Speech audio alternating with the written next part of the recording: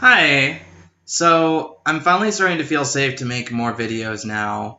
It's been several months since I made my last video regarding my sort of development as a newbie Christian and such. And one of the things I've been doing lately is I've been reading the Bible from the beginning to the end, very slowly. I've had quite a bit of other things to do, but I have my whole life to finish the thing.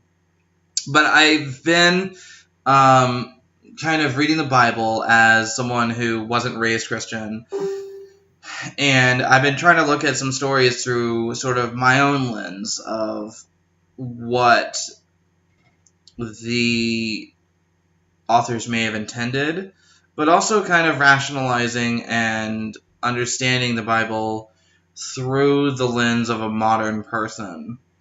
Like, what does that mean for us in the modern age? So the very first story, as someone way smarter than me did the creation myth. His name is Austin, and he does a video series about that.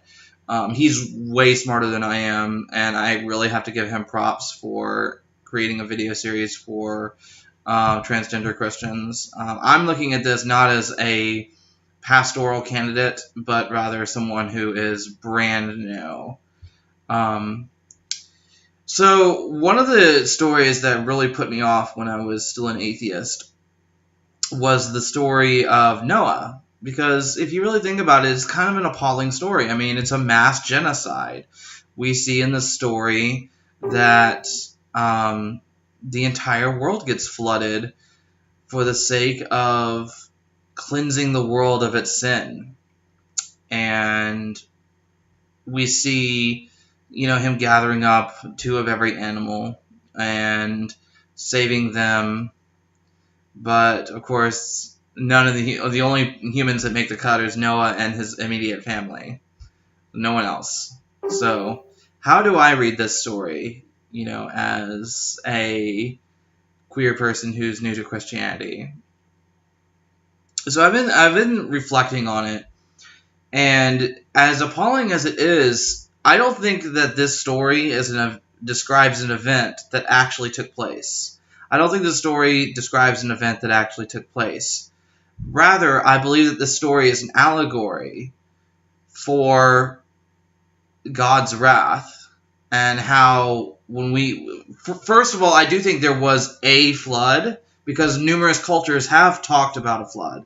They have discussed what they did experience a flood. So I believe that there was a flood.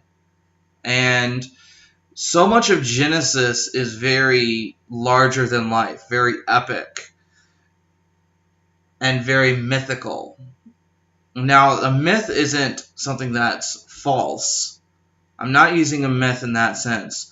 But rather, a myth is something that's larger than life. So think of like old school tall tales as being what a myth is. So to me, that this story is using the very real circumstances of a very severe flood to tell a story about God's wrath and how he has made a covenant with us not to do it again. And the reason that my takeaway from this story is like, what does God's wrath look like? So often we look at some horrible injustice in the world or some horrible group of people in the world who committed an injustice. And we beg God, please take that away from us. Maybe we even go as far as to say we want all of the world's sin to be cleansed from it. But what does that look like? Why is it bad to use God's name in vain? Why is it wrong to call down God's wrath? And I think that the reason for it is contained in this story as a sort of case study, not of something that actually happened, but as something that would happen if we called upon God's wrath. Because what are you asking for when you call for God to destroy something? What are you asking for? What are you really looking to happen? Because here's the question. Would you make the cut? Would you be Noah? Or would you be, the millions of other people who don't make the cut?